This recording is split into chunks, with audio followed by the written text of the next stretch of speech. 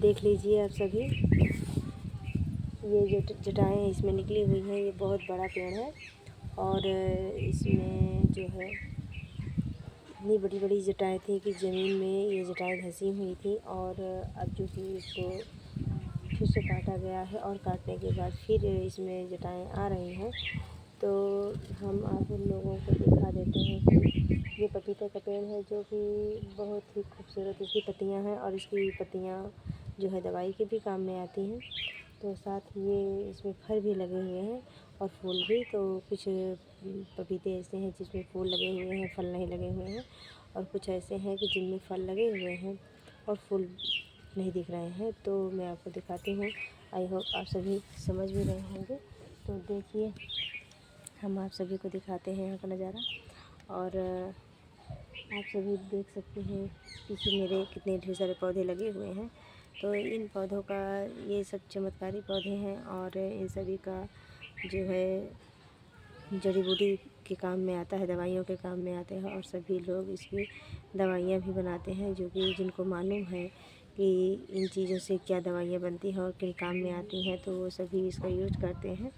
जो कि जब कोरोना लगा हुआ था, तो कोरोना के टाइम पे जो है गुरुचीन की जो है टहनियों को काट करके उसको पानी में उबाला जाता था और उसके पानी को पिया जाता था, तो इससे कोरोना नहीं हुआ करता था। तो अब वही गुरुचीन का ये पेड़ मेरे पीछे लगा हुआ है। आप देख सकते हो कितनी ढेर सारी इसकी पत्तियां झड़ चुकी हैं और अब इसकी पत्तियां नहीं दिख रही हैं।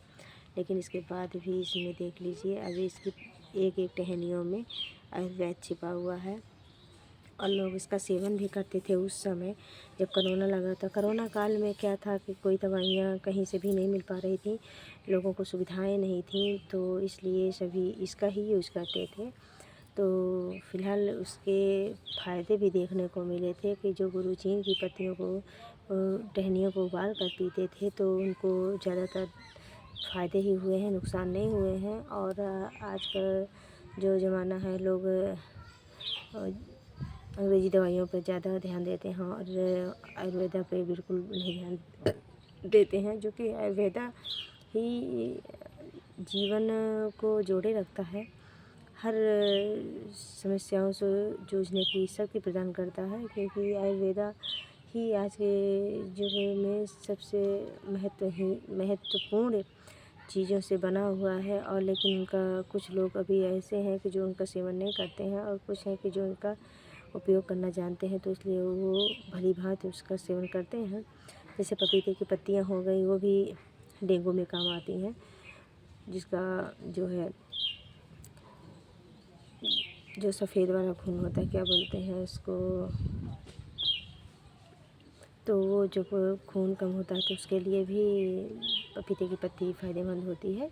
और नीम की पत्तियाँ तो आप जानते ही होंगे कि बहुत ही लाभकारी और लाभप्रद भी होती हैं, क्योंकि उसमें कई ऐसे गुण छिपे हुए होते हैं, जैसे कि फोड़ी फुंसी हो जाने पर भी उनको पानी में उबाल कर और नहलाने से बच्चों को, या उनकी पत्तियों को पीस कर उनकी फुंसियों में रखने से, या उनकी छालें जो होती हैं नीम की छालों को भी लोग यूज करते हैं और उसको नमक के साथ यदि पीस कर घिस कर लगाया जाता है तो फुंसियाँ ठीक हो जाती हैं और अच्छा रहता है। दवाइयाँ खाने से अच्छा है कि सिर्फ लगाने से ही वो ठीक हो जाती हैं। तो उसको लोग ज़्यादा सेवन करते थे पहले के ज़माने में, अब तो इतना नहीं करते हैं। लेकिन जो कि आयुर्वेद से जो जुड़े हुए लोग हैं, वो उसका सेवन करना स्टार्ट कर दिए हैं आज के जनरेशन में। तो इसलिए हम चाहेंगे कि आप लोग हमारे पीछे जो छिपे हुए जड़ी बूटियों से ये पौधे बने हुए हैं, इन सबको आप देखिए और कमेंट करके बताइएगा कि आपको ये पौधे कैसे लगे।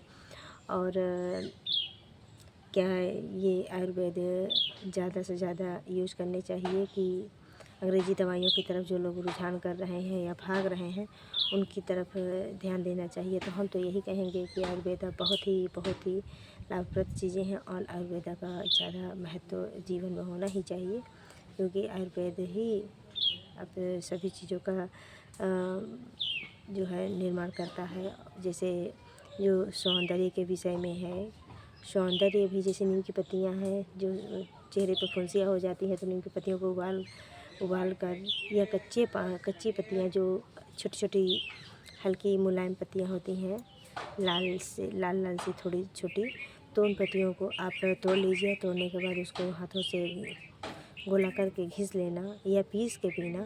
पीस के, जो लोग नहीं ऐसे कर पाते हैं वो पीस के पी सकते हैं, लेकिन पीने के बाद वो मीठी आती हैं तो अच्छा लगता है। लेकिन जिनको अभी नहीं पीना आता है वो पीस कर भी पी सकते हैं। और पीस लीजिए, पीस के छान के उसको पी लीजिए, बहुत अच्छा होता है और चेहरे में भी रंगत लाता है। तो आप सभी बताइएगा कमेंट में कि आप लोगों को हमारा ये मिनी ब्लॉग कैसा लगा, ज़रूर बताइएगा और सपोर्ट करिएगा। सब्सक्राइब करना बिल्कुल मत भूलिएगा और कमेंट बिल्कुल करना मत भूलिएगा। डबल टैप करना बिल्कुल मत भूलिएगा। राधे राधे, जय श्री कृष्णा।